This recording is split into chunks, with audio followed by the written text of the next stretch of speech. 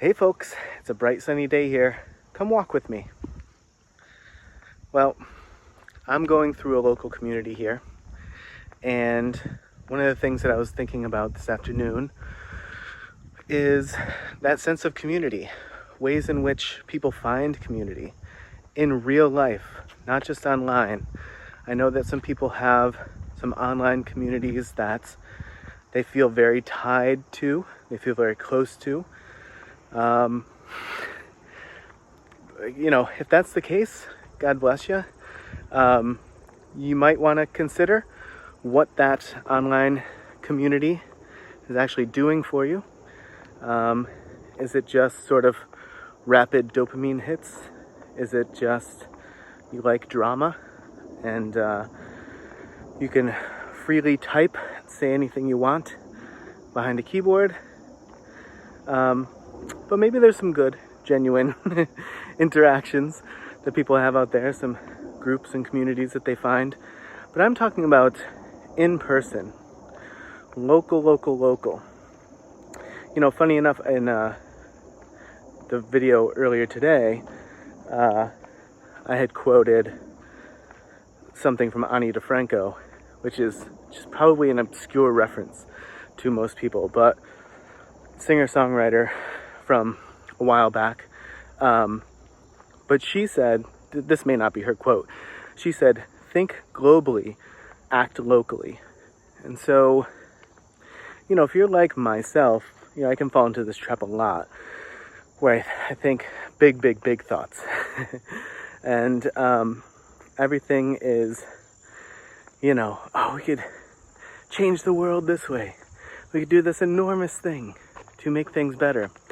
And I constantly have to pull myself back and say, what's the smallest piece of that you can do that will make a difference? That will actually help a person. This happened recently with a nonprofit that I started. I started at the very beginning of 2023 and did a lot of research, and we had really big goals that we wanted to undertake.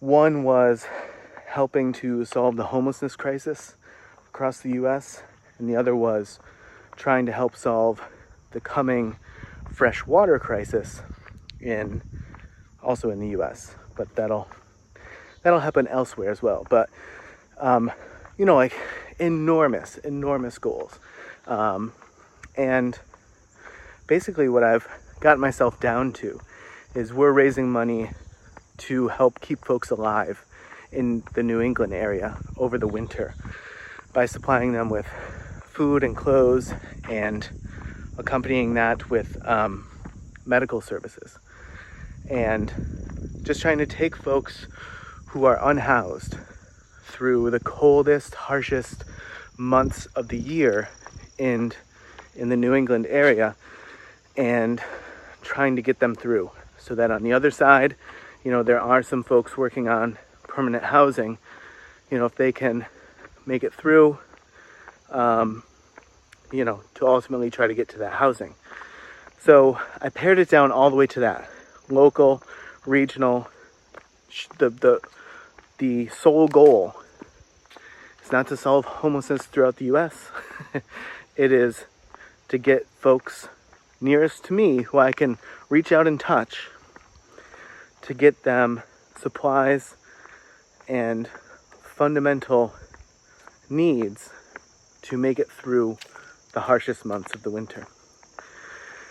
And so, this is what I'm thinking about in terms of finding community. I find community a lot in my local library. Local library is phenomenal, and you very well might also have a tremendous local library system, and you might just not know it. The number of programs that they have for children, for adults, for folks learning English, for folks trying to do their taxes, buy a house, learn a second language, find a job. Like, they have all of these resources, and they just, they probably don't communicate it well. because communication is very hard, and getting word out there of what you do and why and when and how is very challenging. But something to maybe consider looking into is your local library. See what's going on there, see if there's ways that you can get involved, maybe just ways that you can go and utilize the services. And certainly I'm sure that they will always take donations as well, if that's something that's sort of like in scope for you. But I've also been thinking recently of potentially opening a shop, like a physical shop. I think it's a really good idea. I think I have a good idea for a shop, not just have a shop for the sake of having a shop, but have something that's interesting to me and I think folks might enjoy. But finding ways to support your local businesses. I know I'm not saying anything like new here, but I do think in the world of everything online, in the world of Amazon dominance and all this stuff, it's really easy to lose sight of, hey, you have a community that you can be a part of, and what that fosters for the human the man, the woman, the child, whatever, the connection that breeds and the well-being that fosters and brings out is probably unmatched in life. And so this is why I would say strongly consider finding ways to take community from online to offline and connect to that community. Farmers markets or growing your own garden. One of the things that I wanted to do last year, but again, this was me being too hopeful too quickly and not wanting to sort of literally plant the seeds.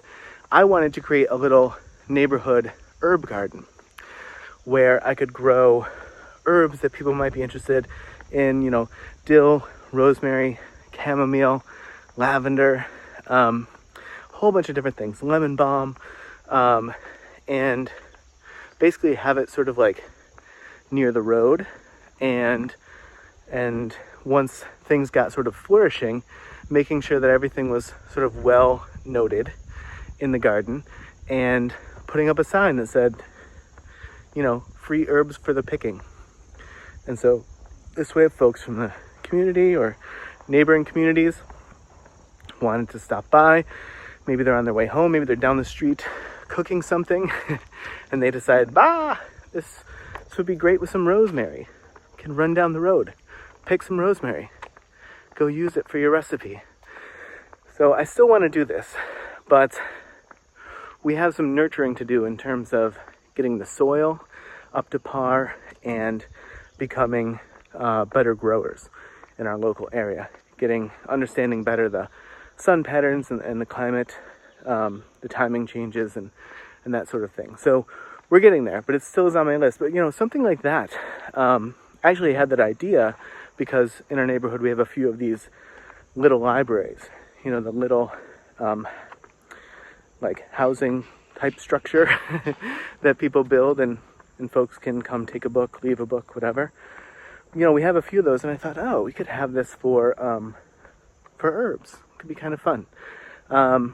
Another thing that's similar to that idea is a tool or like an outside toolkit library, if you will, whereby folks, maybe you do handle this online in some way, but where you list tools that you have that people could borrow if they need, leaf blower, weed whacker, hedge trimmer, whatever it is, and basically allow folks in your community to say, hey, I'm looking for this thing. Oh, so-and-so has it. Hey, if that's available, could I borrow it? Similar idea to the little library. Still yours. You can still, of course, say no if you want to say no, but it gives you a way by which, if you have a neighborhood of 30 houses, do you need 30 weed whackers? Does everyone have to spend their money on owning 30 lawnmowers? And, some of this stuff seems like there's plenty of opportunity if we, again, think globally, act locally, where we can share. And there can be things that we can share amongst ourselves, and everyone doesn't have to have 10,000 pieces of plastic things in their house, and maybe a bunch of them they use 6 times a year or something like that. It might sound anti-American to some people, but I don't think so. So you're welcome to your opinion, of course, but if folks have really good ideas on engaging with community, building community, fostering a sense of community in person, locally, I would love to see them in the comments. But it was on my mind, so that's the whole point of this. I thought I'd bring it up today. All right, we walked about 10, 11 minutes, so maybe 1,000, 1,100 steps, somewhere around there. I hope you all have a good day. I'll see you in the next one.